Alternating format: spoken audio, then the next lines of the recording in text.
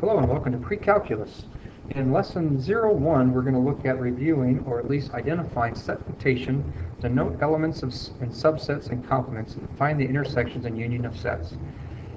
It's not often that a book starts with Chapter 0, but in our Pre-Calculus book it starts out with Chapter 0, meaning that these are concepts that you've learned before, and you're going to reinforce and to relearn and put them in the forefront of your mind. So some of this information in Chapter 0 is a refresher course, is a reminder. Some of this stuff you may not have had before, which means even though it's Chapter 0, it's still new material and learning that you need, but it's all prerequisite information that you have to know in order to be successful for the rest of the year. So we got to we want to make sure we work through it quickly, but also make sure that we can get the fundamental meanings behind what we're going to do. So in 01, as I said, we're going to look at set notation, denote elements, subsets, and complements, and then find intersections and unions of sets.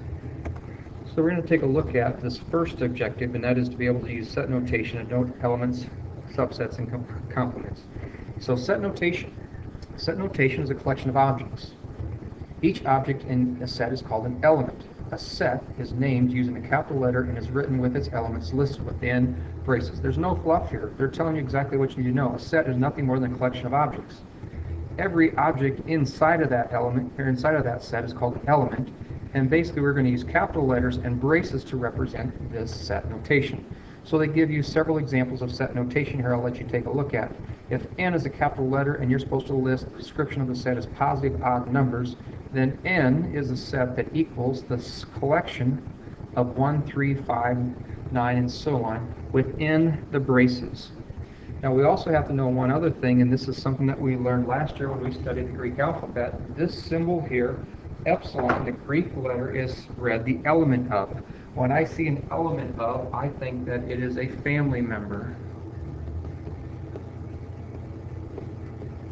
So to write that Olinda is an element of set A is to represent that Olinda has to be a student who is part of this A honor roll.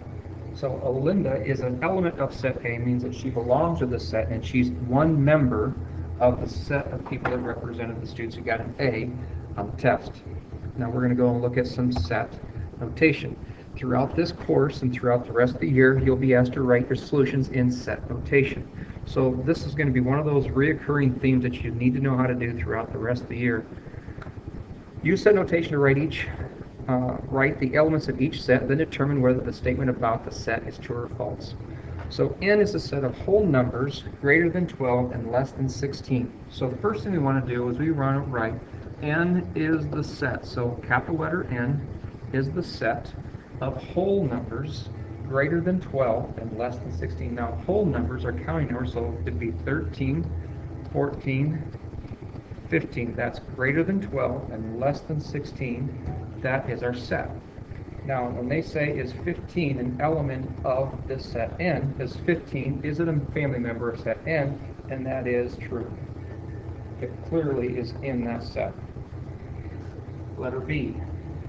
V is a set of vowels. So we want to select capital V equals, it's saying the set V must represent, we put brackets, the set of vowels. So we got A, E, I, O, U. That's our set. So then they ask us, is G an element of set V? And that is false.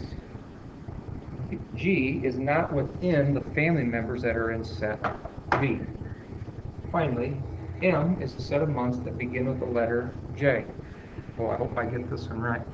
M is the set of months that begin with J. So we got to include January, February, March, April, May, June, July, August, September, October, November. So I believe that's it.